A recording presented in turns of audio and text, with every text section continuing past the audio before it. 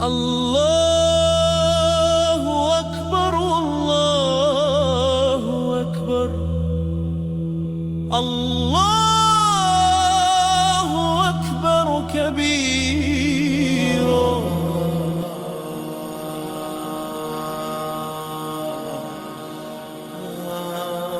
What if everything you knew about the unseen world was wrong?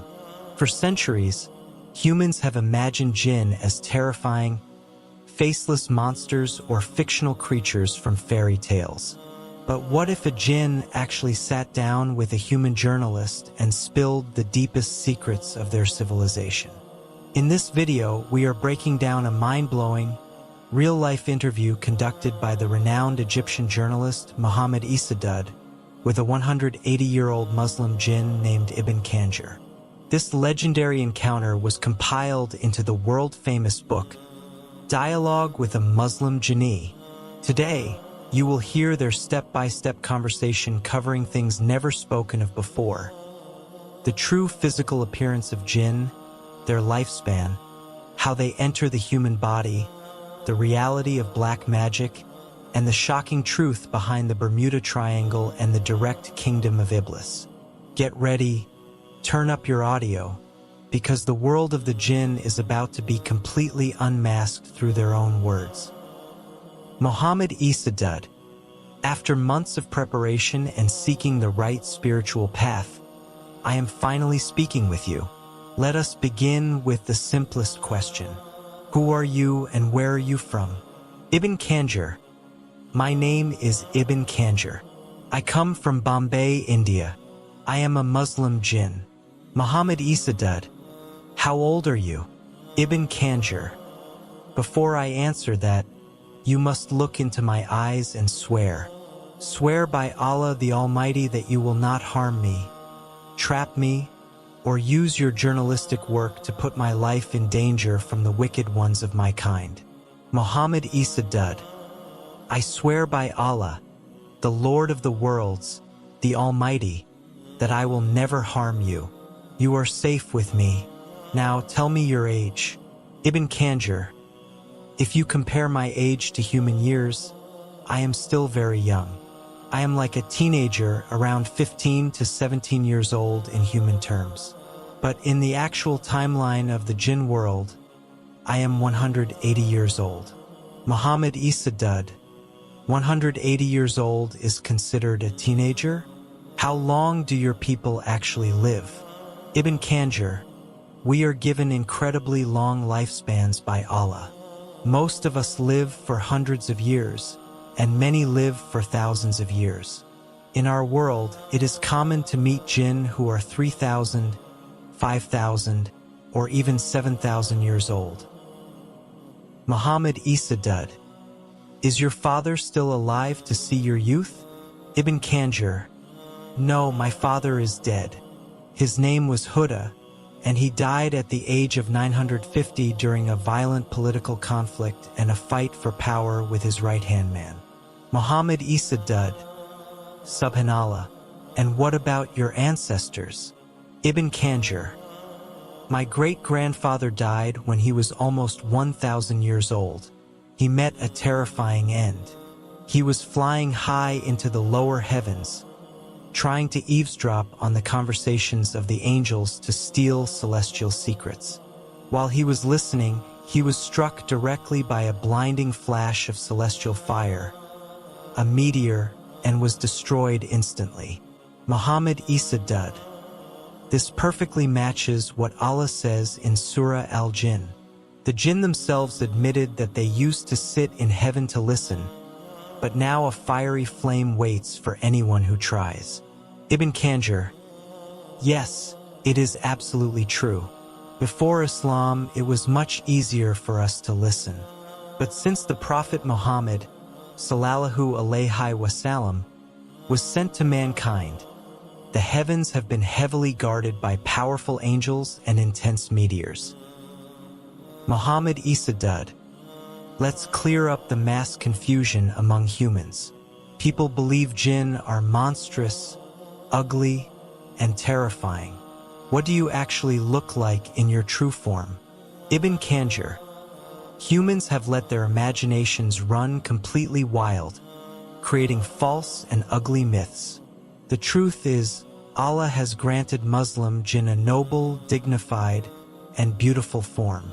However, the devils and demons among us choose to reshape themselves into frightening forms to terrify humans. Our true form is not completely different from humans, but the details are unique. Muhammad Isa Daud, tell me about your face and your eyes. Ibn Kanjur, our heads are slightly larger compared to our bodies. Our eyes are not round like yours. They are large, wide, and long, heavily resembling the beautiful eyes of a deer. However, they are slanted upwards. Muhammad Isa Daud, is it true that jinn always have glowing red eyes? Ibn Kanjur, no, that is a myth.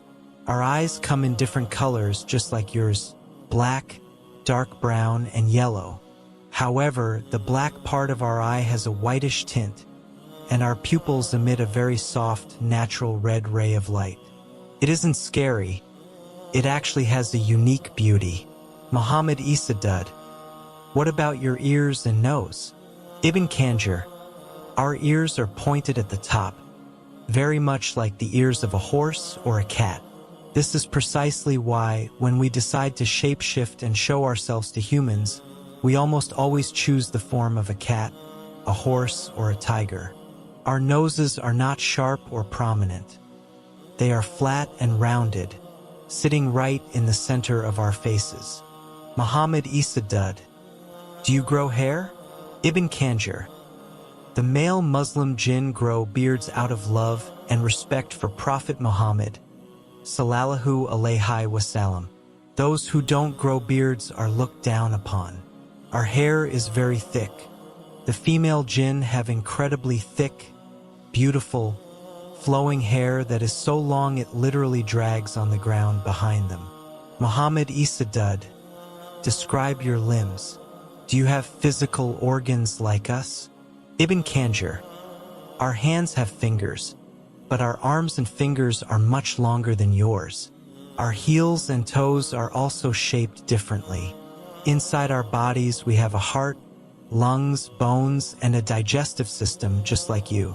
However, our bones are much larger compared to our flesh, making us incredibly flexible, more flexible than any human can comprehend. We require very little oxygen to breathe. Muhammad Isa Daud, what about food and biological waste? How does that work? Ibn Kanjur, we eat food, but we extract the energy from it. When a human mentions the name of Allah before eating, we cannot touch that food. But if you forget Allah's name, the devils eat with you. Our waste is completely different from yours. It is not solid or liquid.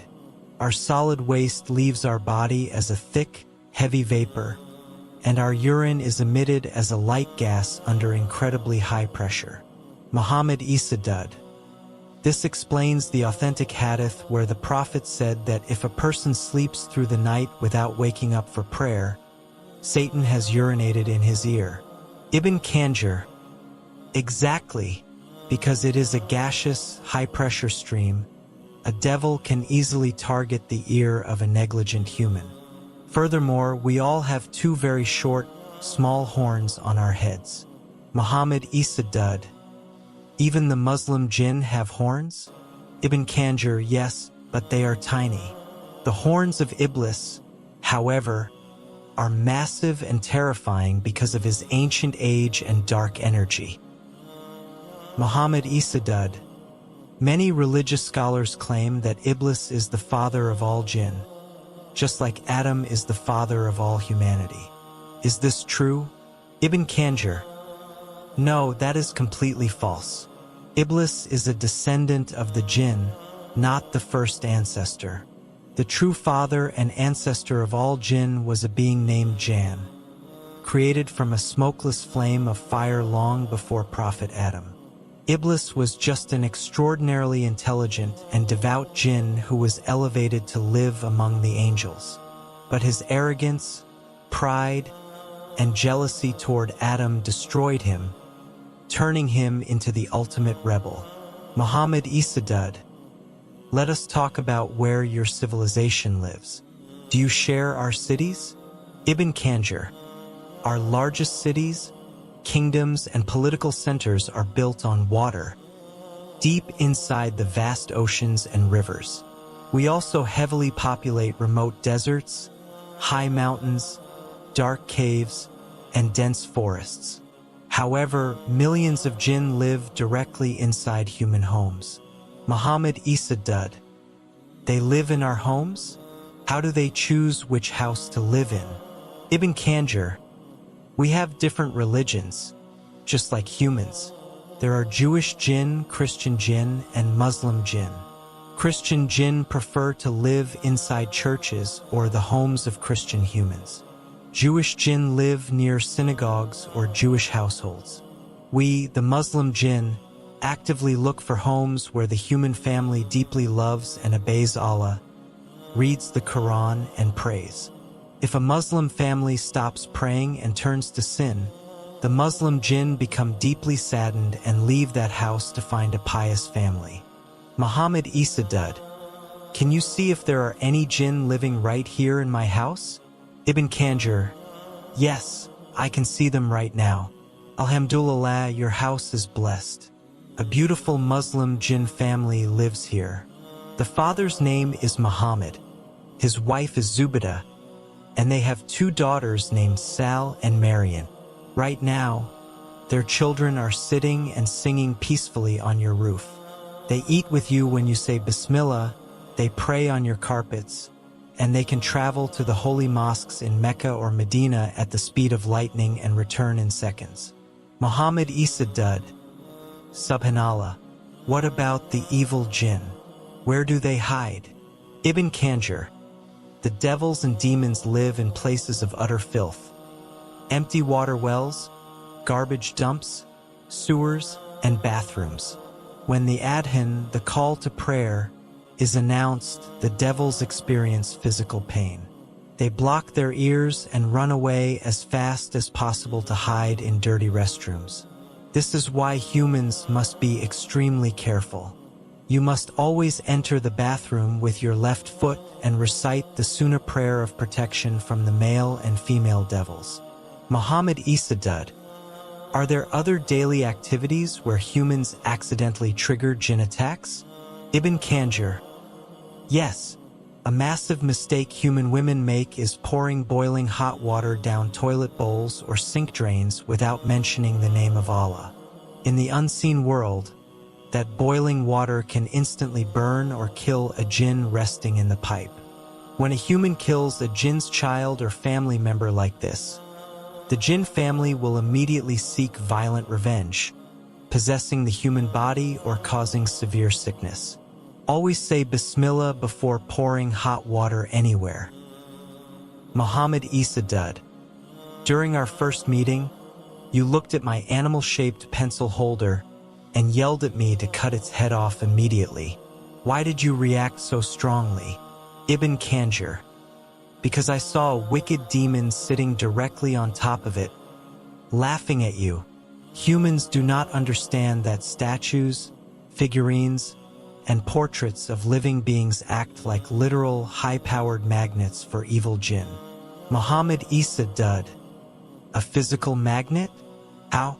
Ibn Kanjur, to the human eye, a stone, metal, or plastic statue looks dead.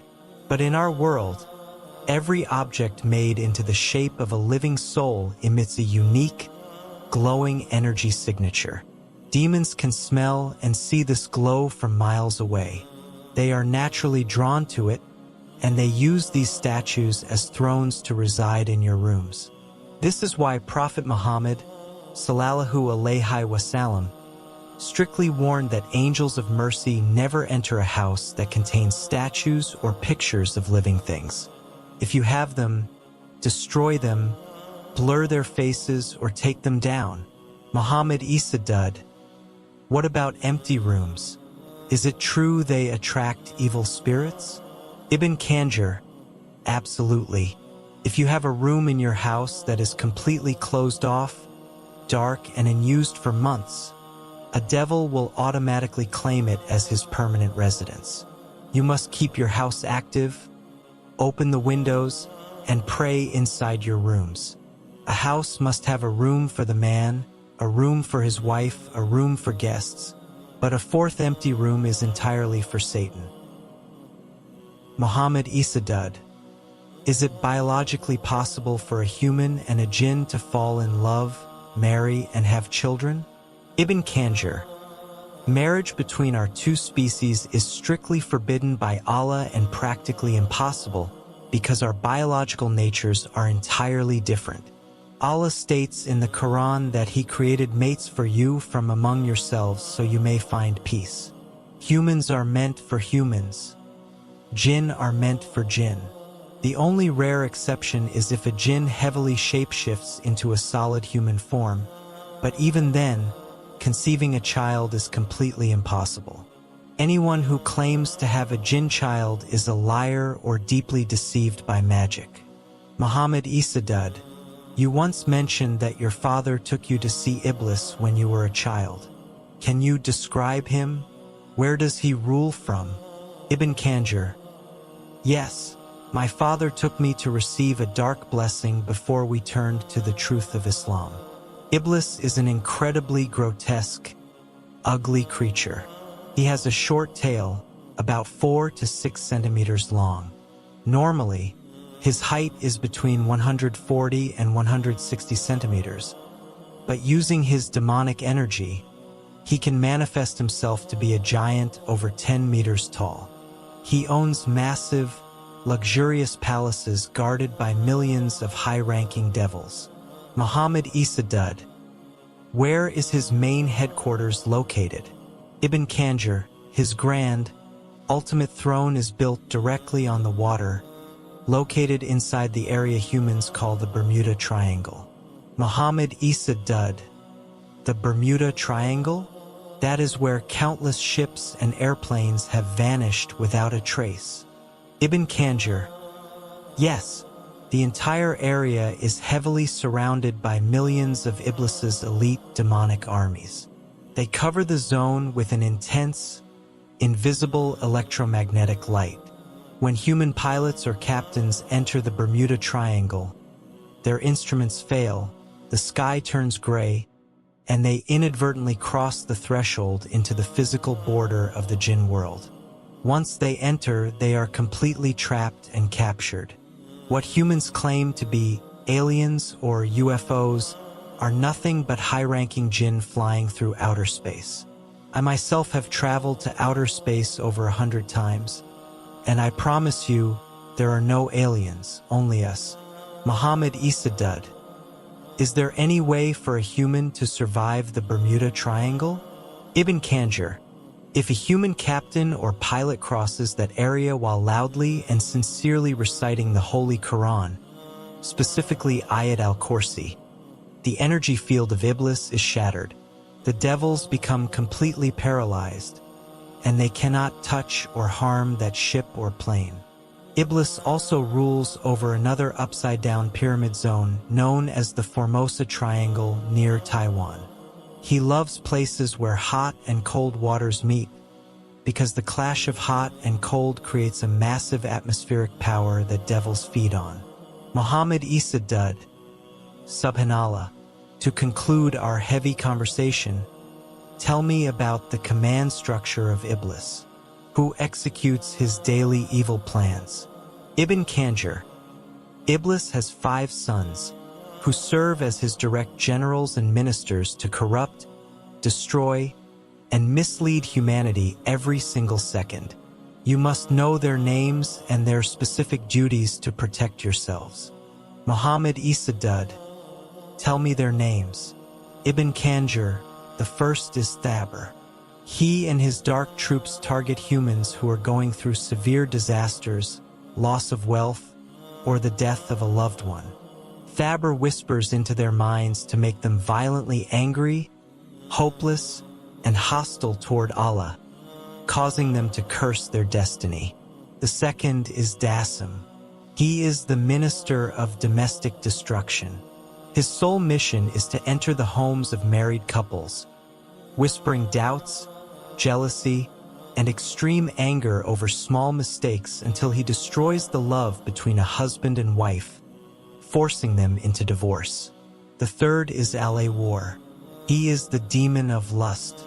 He and his troops manipulate the minds of people, making men and women look intensely alluring and beautiful to one another in the streets, driving them directly into the trap of fornication and adultery.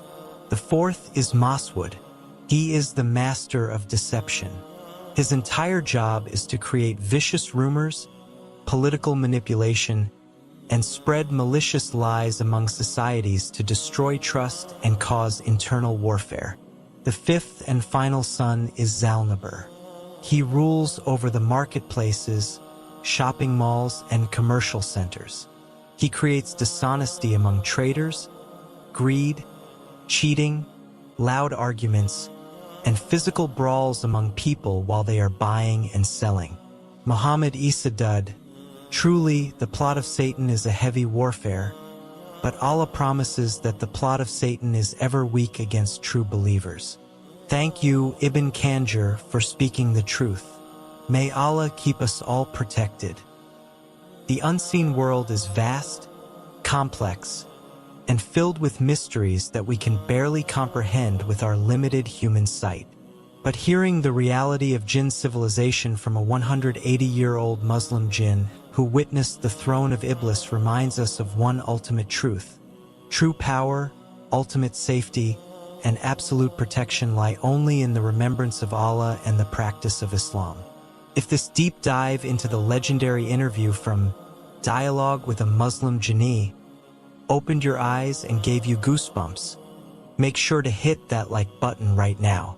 Subscribe to our channel and turn on the notification bell so you never miss another deep dive into Islamic mysteries. Which of the 5 sons of Iblis or the secrets of the Bermuda Triangle shocked you the most? Let us know your thoughts in the comments section below. Thank you for watching. Until next time, Assalamu alaikum warahmatullahi wabarakatuh.